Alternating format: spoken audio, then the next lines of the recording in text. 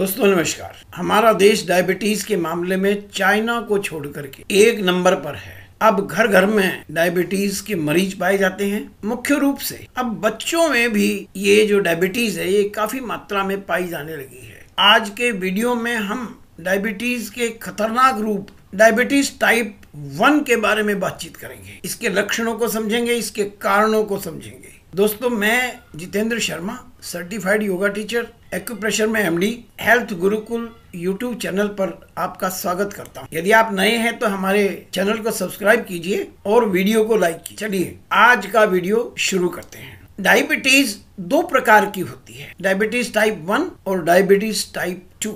Diabetes type 2 के मरीजों की संख्या 90% होती है, जबकि जो डायबिटीज टाइप 1 है उसके केवल 10% मरीज पाए जाते हैं। इसको कहा जाता है इंसुलिन डिपेंडेंट डायबिटीज। पहले दिन से ही मरीज को इसके अंदर इंसुलिन दिया जाता है और उसे लाइफ लॉन्ग, जब तक वो जीवित रहता है, उसे इंसुलिन लेने की आवश्यकता पड़ती है। इसके मरीजों की संख्या तो केवल 10% है, लेकिन ये फैटल है, ये घातक है, ये मौत का कारण बन सकती है। और अभी आजकल का यदि रिकॉर्ड देखा जाए तो बच्चों के अंदर टाइप 1 डायबिटीज काफी ज्यादा मात्रा में पाई जाने लगी है। इसके बारे में जानकारी प्राप्त करने के लिए हमें ये जानना आवश्यक है कि इंसुलिन काम कैसे करता है, क्या काम करता है। हमारे डाइजेस्टिव सिस्टम का काम है भोजन को डाइजेस्ट करके ग्लूकोज की फॉर्म में बदल के खून के अंदर भेज देना। ये जो ग्लूकोज है ये शरीर की प्रत्येक कोशिकाओं तक पहुंचता है,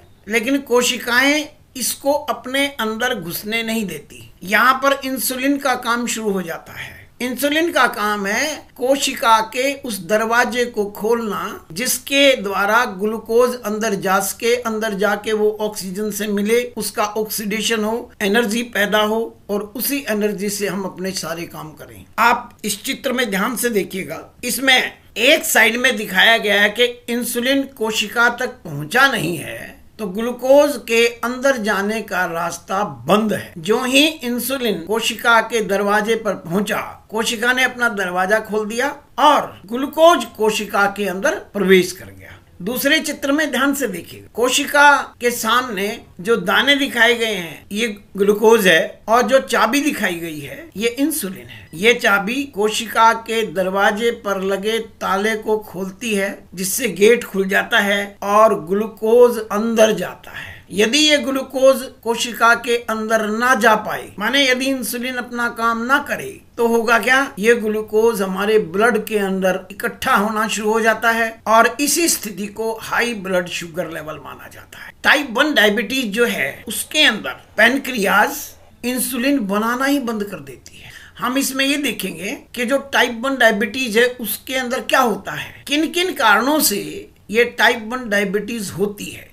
सबसे पहला कारण है हेरिडिटी। यदि पेरेंट्स में से, माँ बाप में से या दादा दादी में से या नाना नानी में से किसी को भी डायबिटीज है, बच्चों में इसके जाने की संभावना बहुत अधिक बढ़ जाती है। 2 नंबर पर जो कारण आता है उसको कहते हैं auto immune disease. Immune system हमारे शरीर की रक्षा करने के लिए बनाया गया है। ये बाहर से आने वाली कोशिकाओं को समाप्त करने का, जो शत्रु कोशिकाएं होती हैं उनको समाप्त करने का काम करता है, लेकिन ये कई बार गलती से अपने शरीर की कोशिकाओं को ही समाप्त करने लग जाता है, जिसके कारण से जो पैनक्रियाज के बीटा सेल हैं वो समाप्त होने शुरू हो जाते हैं।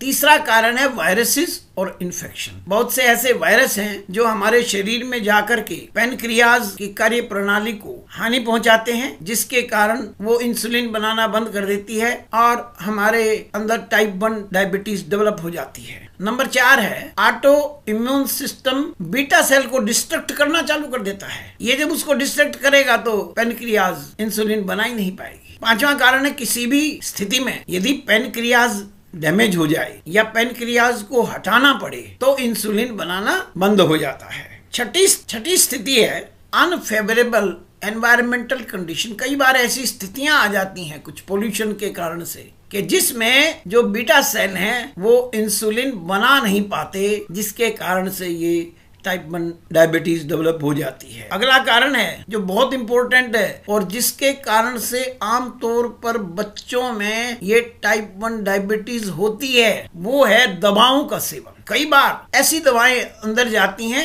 जो जा करके पेनक्रियाज के कार्य प्रणाली को डिस्ट्रॉय कर देती, पेनक्रियाज के काम को बाधित कर देती है। कई बार देखा गया है बचपन में डायबिटीज नहीं थी, 7 साल का बच्चा है, उसे बुखार हुआ, उसने कुछ दवाइयां ली और कुछ ही दिन के बाद उसको डायबिटीज होनी शुरू। और आखिरी कारण है जो हमारी एंडोक्राइन ग्लैंड्स होती हैं, जिनका काम है हार्मोन्स को पैदा करना, उनके अंदर यदि कुछ बीमारी पैदा हो जाए तो भी ये स्थिति पैदा हो जाती है, पेनक्रियाज इंसुलिन नहीं बना पाती और टाइप 1 डिजीज डेवलप हो जाती है। कैसे होता है ये? जैसे हमने आपको पहले बताया था कि ग्लूकोज हमारे ब्लड में आ जाता है डाइजेस्टिव सिस्टम से, और जो पेनक्रियाज है वो इंसुलिन को ब्लड में भेज देती है। जब ऊपर बताए गए किसी भी कारण से यदि ये इंसुलिन पैदा करने वाले सेल डेड हो जाएं, इनएक्टिव हो जाएं, जैसा कि इस चित्र में दिखाया गया है, उस अवस्था में इंसुलिन है ही नहीं, तो ये जो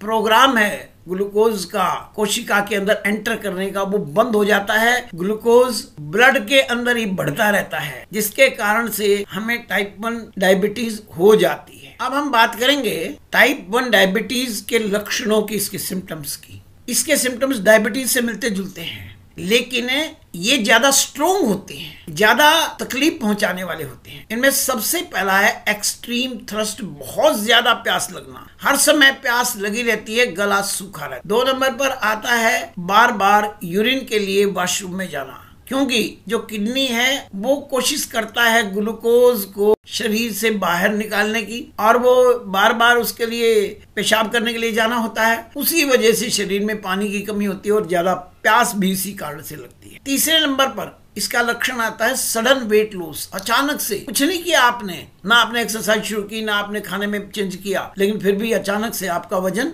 कम होना शुरू हो जाता है, आप कमजोर होना शुरू हो जाते हो।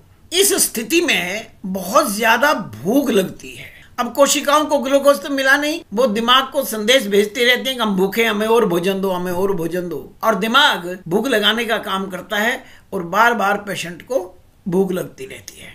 इसका एक मुख्य लक्षण है आंखों के अंदर जो हमारी दृष्टि है उसका कमजोर हो जाना। मैंने आपको पहले भी बताया है कि डायबिटीज का पता आमतौर पर जब चलता है जब व्यक्ति आंखों को टेस्ट करवाने के लिए जाता है और डॉक्टर उसकी शुगर टेस्ट करता है, तब पता चलता है कि शुगर बढ़ी हुई है।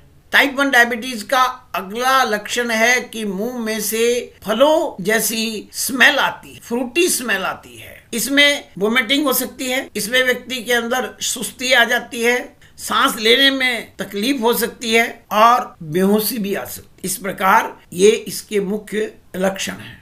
जो टाइप 1 डायबिटीज है वो बहुत खतरनाक है, बहुत फैटल है, और ये हमारे शरीर के बहुत से अंगों को नुकसान पहुंचाती है और ये मृत्यु का कारण भी बन सकती है। सबसे पहले आता है इसके अंदर ये किडनी को नुकसान पहुंचाती है। इसमें किडनी फेल होने की संभावना है, क्योंकि ग्लूकोज ब्लड में ज्यादा है, किडनी उसको साफ करने की कोशिश करता है, किडनी को ज्यादा काम करना पड़ता है और इस अवस्था में किडनी फेल होने की संभावना होती है। दूसरी बीमारी इसको रेटिनोपैथी है, हमारे रेटिना को नुकसान पहुंचता है, अंधापन आ सकता है, इसमें ग्लूकोमा हो सकता है, मोतियाबिंद हो सकता है, आंखों को बहुत ज्यादा नुकसान ये टाइप 1 डायबिटीज में पहुंचता है। इसके अलावा ये ब्रेन स्ट्रोक का बड़ा कारण बन सकती है।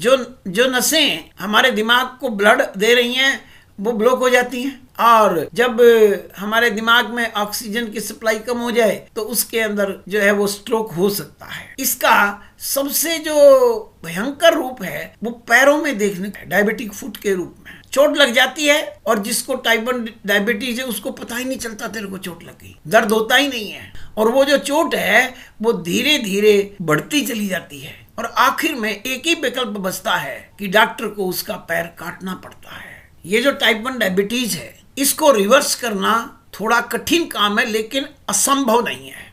हमारे जो डॉक्टरी सिस्टम है उसके अंदर तो इसका एक ही इलाज है कि आप सारी उम्र इंसुलिन का सेवन कीजिए और इसके जो साइड इफेक्ट है इंसुलिन के भी और डायबिटीज के भी उनको सहने के लिए तैयार रहिए। लेकिन प्राकृतिक तरीकों में इसको रिवर्स किया जा सकता है, इसको रोका जा सकता है। अगले वीडियो में मैं आप टाइप 1 डायबिटीज को रिवर्स करने के तरीके बताऊंगा और कुछ ऐसी बातें बताऊंगा मैं आपको जिसके द्वारा आप निश्चित रूप से इससे बाहर आ सकते हैं, इसको रोक सकते हैं। दोस्तों, यदि आपको आज की बात अच्छी लगी हो तो आप इस वीडियो को लाइक कीजिए और कमेंट में जा करके ये अवश्य लिखिए कि आपको इसमें से कौन सी बात अच्छी लगी। आपका बहुत बहुत धन्यवाद, आभार, नमस्कार।